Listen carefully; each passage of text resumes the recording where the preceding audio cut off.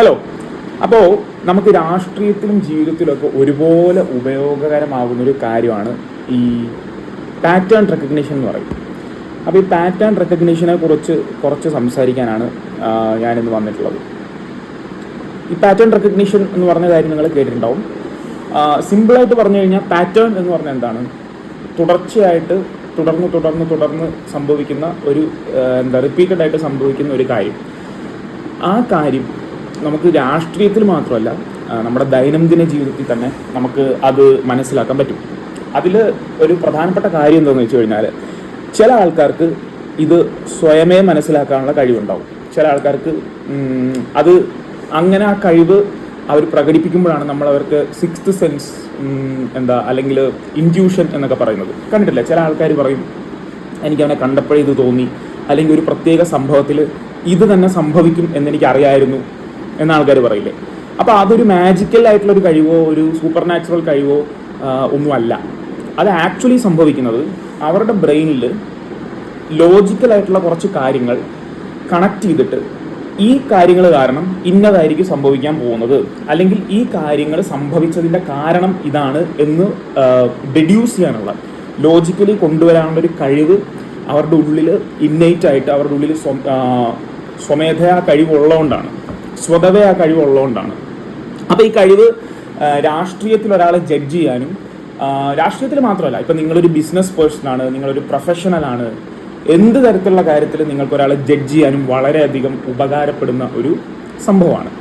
അപ്പോൾ ഇത് ചില ആൾക്കാർക്ക് ഇന്നേറ്റായിട്ട് ഇൻബോണായിട്ട് മാത്രമേ ഉള്ളൂ, അത് കൊണ്ടുവരാൻ പറ്റില്ലേ എന്ന് ചോദിച്ചു കഴിഞ്ഞാൽ കൊണ്ടുവരാൻ പറ്റും. പക്ഷെ നമ്മളത് ഒരുപാട് പ്രാക്ടീസ് ചെയ്യണം. കാരണം നമ്മളിപ്പോൾ നമ്മൾ ജീവിച്ചു വന്ന സാഹചര്യത്തിൽ ഇത് നമുക്ക് ഒരുപാട് നാൾ പരിചയമില്ലാത്തൊരു സംഭവമാണെന്ന് വിചാരിക്കും.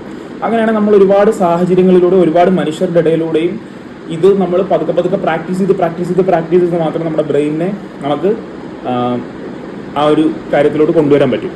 അപ്പോൾ ഒരുപാട് വളച്ചു കെട്ടാതെ ഇപ്പം നടന്ന രാഷ്ട്രീയത്തിലെ ചെറിയൊരു സംഭവം വെച്ചിട്ട് ഈ പാറ്റേൺ റെക്കഗ്നീഷൻ എങ്ങനെയാണ് വർക്ക് ചെയ്യുന്നതെന്ന് ഞാൻ പറഞ്ഞുതരാം. അപ്പോൾ പറയുന്നതിന് മുമ്പ് ഞാനൊരു കാര്യം പറയാം.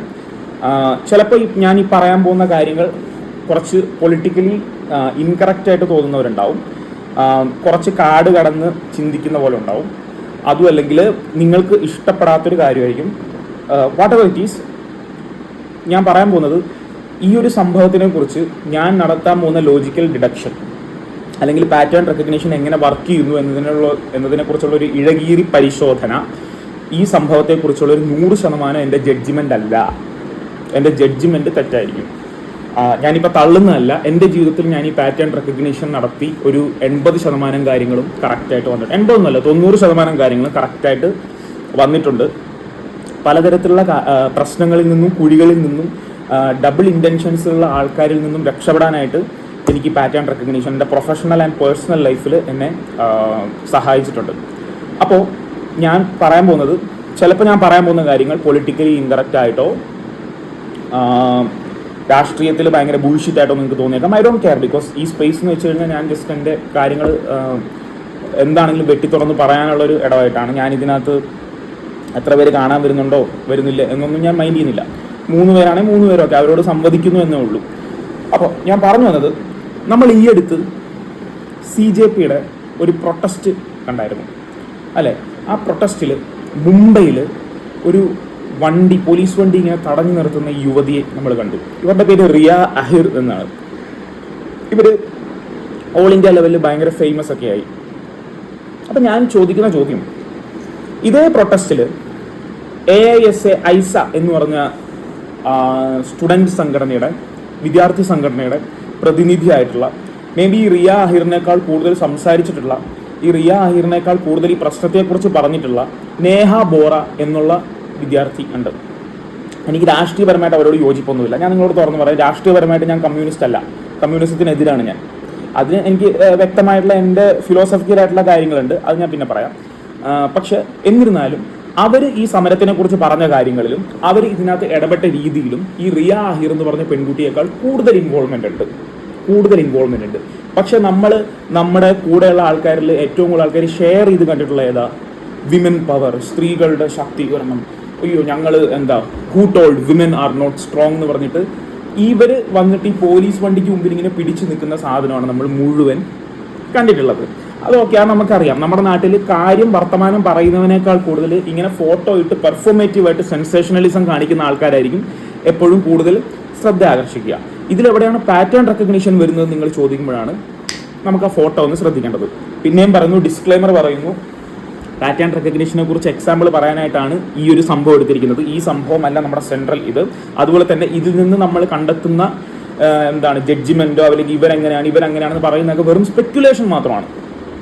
നമ്മൾ ഇങ്ങനെ ആയിരിക്കുമെന്ന് പറയുന്നതാണ്, ഇവരങ്ങനെയാണ് എന്ന് പറയാൻ നമുക്ക് ഒബ്വിയസ്ലി നമുക്ക് ഒരാളുടെ തലയ്ക്കകത്ത് കയറിയിരുന്ന് അങ്ങനെ തെളിയിക്കാൻ പറ്റില്ല. വാട്ട് എവർ ഇറ്റ് ഈസ്, നിങ്ങളെ ഫോട്ടോ ശ്രദ്ധിക്കും. ഇനി നമുക്ക് പാറ്റേൺ റെക്കഗ്നിഷനിലോട്ട് കടക്കാം. ഞാൻ ഈ ഫോട്ടോ ആദ്യം കണ്ടപ്പോൾ എനിക്ക് തോന്നിയത് ആരോ എന്താണ് പ്രതിഷേധത്തിനൊക്കെ വന്നിട്ടുണ്ട്. പക്ഷേ ആ ഫോട്ടോയും ആ നിൽക്കുന്ന ആംഗിളും കൂടെ വന്ന് എടുക്കുന്നവൻ പല പല ആംഗിളിൽ നിന്ന് എടുക്കുന്നതും കണ്ടപ്പോൾ കറക്റ്റായിട്ട് ഒരു ഫോട്ടോ ഓപ്പിന് വേണ്ടി വന്ന പോലെ എനിക്ക് തോന്നി. അതെനിക്ക് എപ്പോഴും തോന്നും. ഒരു പ്രൊട്ടസ്റ്റിൽ കാര്യമായിട്ട് വരുന്നവരെയും ഷോ ഓഫ് ചെയ്യാൻ വരുന്നവരെയും കണ്ടാൽ എനിക്ക് മനസ്സിലാവും. പിന്നെ എൻ്റെ കൂടെ ഉള്ളവർ ഇതിങ്ങനെ രാഷ്ട്രീയത്തിനെ കുറിച്ച് ഇന്ന് വരെ സംസാരിക്കാത്ത കുറേ പെൺപിള്ളേർ വന്നിട്ട് ഇതിങ്ങനെ വിമൻ പവർ എന്ന് പറയുന്ന ഷെയർ നടപ്പോൾ എനിക്ക് ചിരി വന്നു. അതായത് മാപ്പിൽ മുംബൈയോ മഹാരാഷ്ട്രയോ എവിടെയാണെന്ന് കാണിക്കാൻ പറഞ്ഞാൽ അത് കാണിക്കാൻ പോലും പറ്റാത്ത ആൾക്കാരാണ് ഈ പ്രൊട്ടസ്റ്റ് എന്ന പേരിൽ ഇത് ഷെയർ ചെയ്യുന്നത്. മനസ്സിലായത്? നമ്മുടെ നാട്ടിൽ വോട്ട് ചെയ്യുന്ന ഭൂരിഭാഗം ആൾക്കാരും ഇങ്ങനെ പെർഫോമേറ്റീവ് ആയിട്ടുള്ള കാര്യങ്ങൾ കണ്ടിട്ടാണ് വോട്ട് ചെയ്യുന്നതെന്ന് ഫസ്റ്റ് ഓർമ്മ വേണം. അതവിടെ സൈഡിൽ നിൽക്കട്ടെ. ഈ ഫോട്ടോ ആദ്യം കണ്ടപ്പോൾ ഞാനിങ്ങനെ ഒരു ശ്രദ്ധ ആകർഷിക്കൽ, ഒരു അറ്റൻഷൻ സീക്കർ എന്നാണ് മാത്രമാണ് ശ്രദ്ധിച്ചത്. പിന്നെ 2 ദിവസം കഴിഞ്ഞപ്പോഴാണ് ഇവരുടെ ഇൻസ്റ്റാഗ്രാം അക്കൗണ്ടിൽ ഇവർ സബ്സ്ക്രിപ്ഷൻ എന്ന് പറഞ്ഞൊരു പരിപാടി തുടങ്ങി. അതിൽ ഇവർ ചാർജ് കൂട്ടി, പൈസ കൂട്ടി എന്ന് പറഞ്ഞു. അപ്പോൾ അറിയാത്തവർക്ക് പറയാം, സബ്സ്ക്രിപ്ഷൻ എന്ന് പറഞ്ഞു കഴിഞ്ഞാൽ ഇവരുടെ ഒരു പ്രൈവറ്റ് ചാനലുണ്ട്, ഇവർ മോഡലാണ്. അപ്പോൾ ഇവരുടെ കുറച്ച് എക്സ്പോസിങ് ആയിട്ടുള്ള രീതിയിലുള്ള ഫോട്ടോസും കാര്യങ്ങളൊക്കെ ഉണ്ട്. അപ്പോൾ ആ ഫോട്ടോസ് കാര്യങ്ങളും ആക്സസ് ചെയ്യാൻ ആയിട്ട് നമ്മൾ പൈസ കൊടുത്തിട്ട് മെമ്പർഷിപ്പ് എടുത്ത് ഇവരങ്ങനെ ആ ഫോട്ടോസും കാര്യങ്ങളും നമുക്ക് തരുന്ന പരിപാടിയാണ്. അറിയാലോ, ഓൺലി ഫാൻസ് എന്നൊക്കെ പറഞ്ഞ ചാനലൊക്കെ ഉണ്ട്. അതായത് നമ്മൾ പൈസ കൊടുത്തിട്ട് സംഭവം കാണുക, അത് തന്നെ. അപ്പോൾ പിന്നെ നമ്മുടെ നാട്ടിൽ ലൈംഗിക ദാരിദ്ര്യം ഒട്ടുമില്ലാത്തതുകൊണ്ട് ഇതൊക്കെ കാണാനും കേൾക്കാനും ഒക്കെ ഒരുപാട് ആൾക്കാരും ഉണ്ടാവും. അപ്പോൾ ഈ ഒരു സംഭവം വന്നപ്പോഴാണ് എനിക്കിതിനെക്കുറിച്ചുള്ള വേറൊരു ജഡ്ജ്മെൻറ്റ് വന്നത്. അതായത് ഇവർ ഈ മോഡലിംഗ് ആണ്, ശരീരപ്രദർശനമാണ്. മോഡലിംഗ് എന്ന് പറഞ്ഞാൽ ശരീരപ്രദർശനം 2 രീതിയിലുണ്ട്. ശരീരം പ്രദർശിപ്പിച്ച് കാശ് വാങ്ങിച്ച് എടുക്കുക എന്നുള്ളത് വേറൊരു പരിപാടിയാണ്. മോഡലിംഗ് എന്ന് പറഞ്ഞാൽ അത് പ്രൊഫഷണലായിട്ട് ചെയ്യുന്ന വേറെ ആൾക്കാരുണ്ട്, ശരീര സൗന്ദര്യം മാത്രം കാണിച്ചിട്ടുള്ളത്. അപ്പോൾ ഇവർ ഈ ശരീര പ്രദർശനം നടത്തി അതിൽ നിന്ന് പൈസ സമ്പാദിക്കുന്നവരായതുകൊണ്ട് ഞാൻ ആ ഒരു പേഴ്സ്പെക്റ്റീവിൽ ഈ ഒരു ഫോട്ടോ നോക്കി. നിങ്ങൾ ഫോട്ടോ നോക്കി. ഇവിടെ പാറ്റേൺ റെക്കഗ്നീഷൻ ആണ് ഞാൻ പറഞ്ഞത്. നമ്മൾ ജഡ്ജ് ചെയ്യാണ് ആൾക്കാരെ. ഇതിനകത്ത് ഒരു തരത്തിലുള്ള സത്യത്തിൻ്റെ ഇതൊന്നുമില്ല. നിങ്ങൾ ഈ ഫോട്ടോ നോക്കുക. ഇവരൊരു ഹൂഡിയാണ് ഇട്ടിരിക്കുന്നത്. ഹൂഡി ഞാനും നിങ്ങളൊക്കെ ചെറുപ്പത്തിൽ ഇപ്പോഴൊക്കെ യൂസ് ചെയ്യാറുണ്ട് ഹൂഡി. മാത്രമല്ല മഴ സമയത്ത് ഇവരിട്ടിരിക്കുന്നത്. നമ്മൾ പ്രൊട്ടസ്റ്റിൽ പോയാൽ, ഞാൻ പ്രൊട്ടസ്റ്റിലൊക്കെ പോയിട്ടുണ്ട് കോളേജിൽ പഠിക്കുന്ന സമയത്ത്. നമ്മൾ ഏതൊരു പ്രൊട്ടസ്റ്റിൽ പോയാലും നമുക്ക് നമ്മുടെ വസ്ത്രത്തിനെ കുറിച്ചോ കാര്യങ്ങളെക്കുറിച്ചോ ശ്രദ്ധിക്കാനൊന്നും പറ്റില്ല. നിങ്ങൾ ഇവരുടെ ഹൂഡി ശ്രദ്ധിക്കുക. ഒരു മനുഷ്യനും ഹൂഡി എന്ന് പറഞ്ഞ സാധനം ഇങ്ങനെ പുറകിൽ നിന്ന് എടുത്ത് ലിഫ്റ്റ് ചെയ്ത് ഇങ്ങനെ വെക്കില്ല. നമ്മൾ മുമ്പിൽ നിന്ന് ലിഫ്റ്റ് ചെയ്ത് നമ്മളിങ്ങനെ വെക്കുമോ, ഇവിടെ നിന്ന് അതായത് മൊത്തത്തിൽ ലിഫ്റ്റ് ചെയ്ത് അകത്ത് വെക്കുകയോ ഒക്കെ ഉണ്ട്. നമ്മൾ ഹൂഡി എന്ന് പറഞ്ഞാൽ കവർ ചെയ്ത് കിടക്കുന്ന സാധനം. അതായത് നമ്മുടെ പിൻഭാഗത്ത്, പച്ചയ്ക്ക് പറഞ്ഞാൽ നമ്മുടെ ചന്തിയുടെ ഭാഗത്ത് നമ്മൾ ഈ ഹൂഡി എടുത്ത് മേളിലോട്ട് വെക്കുന്ന ഒരു പരിപാടി ഇല്ല. ഞാൻ ഈ സംഭവം കഴിഞ്ഞപ്പോഴാണ് ഈ ഫോട്ടോ നോക്കിയത്. കറക്റ്റ് അവർ നിൽക്കുന്ന പോസും കറക്റ്റ് ഒരു ഫോട്ടോ ഓപ്പിന് വേണ്ടി വന്ന് നിൽക്കുന്ന പോലെ നിന്നിട്ട് ഇവർ ഈ ഹൂഡി എടുത്ത് ഇങ്ങനെ അകത്തോട്ട് വെച്ചിരിക്കുക. അതായത് ഇതെല്ലാവരും കാണട്ടെ എന്നുള്ള രീതിയിലാണ് അവർ വെച്ചിരിക്കുന്നത്. നിങ്ങൾ ആ ഫോട്ടോകളൊക്കെ പോയി ശ്രദ്ധിച്ചാൽ മനസ്സിലാവും. ഞാൻ ഇന്നുവരെ ഒരു ഹൂഡി എടുത്ത് പുറകിൽ നിന്നൊരു ഹൂഡി എടുത്തിട്ട് ഇങ്ങനെ ഇത് പുറഭാഗം കാണിക്കാൻ വേണ്ടി ഇങ്ങനെ വെക്കുന്നവരെ ഞാൻ കണ്ടിട്ടില്ല നോർമൽ അവസ്ഥയിൽ. അങ്ങനെ വെക്കുന്നുണ്ട് എന്നുണ്ടെങ്കിൽ അത് കാണണം എന്നുള്ള ഇൻറ്റൻഷനിൽ തന്നെ വെക്കുന്നതാണ്. അപ്പോൾ നിങ്ങൾ ചോദിക്കും, അവർ തോന്നിയ പോലെ വെച്ചോട്ടെ. നമ്മൾ പിന്നെ നടത്തുന്നത് എന്താ? നമ്മൾ പാറ്റേൺ റെക്കഗ്നിഷനാണ് നടത്തുന്നത്.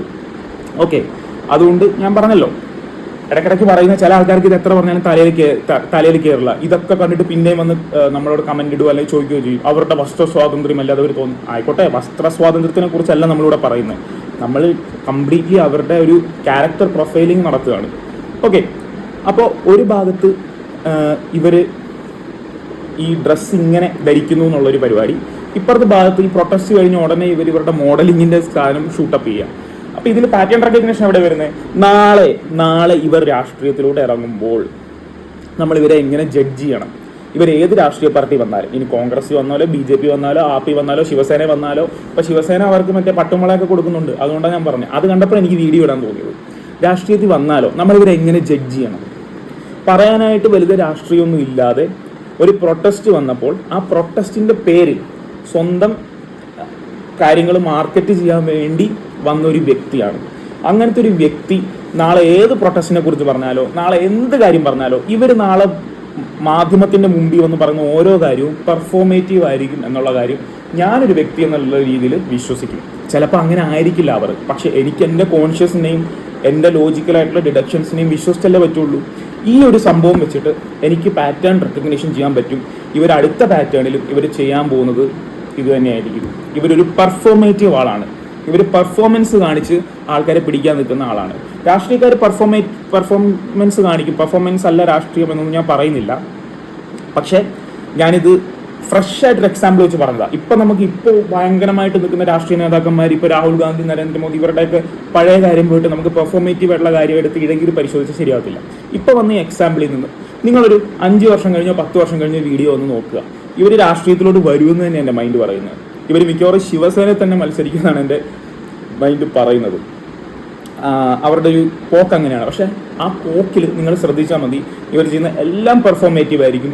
ഈ പെർഫോമേറ്റീവ് ആയിട്ടുള്ള കാര്യങ്ങൾക്ക് നമ്മുടെ നാട്ടിലെ ആൾക്കാർ വീഴുകയും ചെയ്യും. കാരണം എന്താ? അവർക്ക് പാറ്റേൺ റെക്കഗ്നിഷൻ ഇല്ല. അവർ നോക്കുമ്പോൾ എന്താ, എന്താണ് പോലീസ് വണ്ടി തടഞ്ഞ ധീര വനിത എന്ന് പറഞ്ഞാൽ അവർ കാണുകയുള്ളൂ. പക്ഷേ കാര്യങ്ങൾ ശരിക്കും ഇഴകീറി നമ്മൾ പരിശോധിച്ചിട്ട് നമ്മളിങ്ങനെ പാറ്റേൺ റെക്കഗ്നീഷൻ ചെയ്ത ആൾക്കാരെ കുറിച്ച് പോയി കഴിഞ്ഞാൽ നമുക്ക് വ്യക്തമായിട്ടുള്ള ധാരണ കിട്ടും. ഇത് രാഷ്ട്രീയത്തിന് മാത്രമല്ല, ഇത് നിങ്ങളുടെ പ്രൊഫഷണൽ ലൈഫിലും നിങ്ങളുടെ പേഴ്സണൽ ലൈഫിലും എല്ലാ കാര്യങ്ങളിലും നിങ്ങൾ ഈ പാറ്റേൺ റെക്കഗ്നീഷൻ ഒന്ന് ട്രൈ ചെയ്യണം. ആൾക്കാരെ വിലയിരുത്താനും, ഞാനീ പറയുന്ന കാര്യം വലിയ തേങ്ങാക്കൊല സംഭവമൊന്നുമല്ല. കുറേ ആൾക്കാർക്ക്, എനിക്ക് തോന്നുന്നു 60% ആൾക്കാർക്ക് പാറ്റേൺ റെക്കഗ്നീഷൻ ഇൻബിൽട്ട് ആയിട്ടുണ്ട്. പക്ഷെ ഒരുപാട് ആൾക്കാർ ഭയങ്കര അപ്പാവികളാണ്, ഭയങ്കര ഇന്നസെൻ്റാണ്. അവർക്കിത് മനസ്സിലാവില്ല, അവരിതിൽ പെട്ടെന്ന് വീണു പോകും. അങ്ങനെയുള്ള ആൾക്കാരോടാണ് ഞാൻ പറയുന്നത്, നിങ്ങൾ ഇങ്ങനെ ഒരാൾക്കാരുടെ വാക്ക്, പ്രവൃത്തി, അത് കഴിഞ്ഞുള്ള പ്രവൃത്തികൾ, ഇതൊക്കെ കോറിലേറ്റ് ചെയ്ത് അവരെക്കുറിച്ചൊരു പ്രൊഫൈലിംഗ് മൈൻഡിൽ ഉണ്ടാക്കാനായിട്ട് ശ്രമിക്കണം. അതിനകത്ത് ഒരു തെറ്റുമില്ല. മനസ്സിലായില്ലേ? അതെടുക്കുന്നതുകൊണ്ട് നമുക്ക് എപ്പോഴും നമ്മൾ കുറച്ചും കൂടെ കബളിക്കപ്പെടലിൽ നിന്നും മറ്റു കാര്യങ്ങളിൽ നിന്നും നമ്മൾ സേവ് ചെയ്യപ്പെടുകയുള്ളൂ. അപ്പോൾ ഇത് നിങ്ങൾ പ്രാക്ടീസ് ചെയ്യുക. നിങ്ങളുടെ പ്രൊഫഷണൽ ലൈഫിലും ബാക്കിയുള്ള കാര്യങ്ങളൊക്കെ പാറ്റേൺ റെക്കഗ്നിഷൻ നിങ്ങൾ പ്രാക്ടീസ് ചെയ്യുക. ഇത് സൈക്കോളജിയിൽ ഇമ്പോർട്ടൻ്റ് ആയിട്ടുള്ളൊരു ഒരു ആസ്പെക്റ്റ് ആണ്. അപ്പോൾ അതിനെക്കുറിച്ച് ഞാൻ കൂടുതൽ വീഡിയോയിൽ പറയാം. പ്രൊഫഷണലിസത്തിലും കമേഴ്ഷ്യൽ കോർപ്പറേറ്റ് വേൾഡിലും രാഷ്ട്രീയത്തിലും എങ്ങനെയാണ് ഇങ്ങനെയുള്ള കാര്യങ്ങൾ വർക്കൗട്ട് ആവുന്നത് എന്ന് നമുക്ക് കൂടുതൽ വീഡിയോയിലൂടെ പറയാം. ഓക്കെ.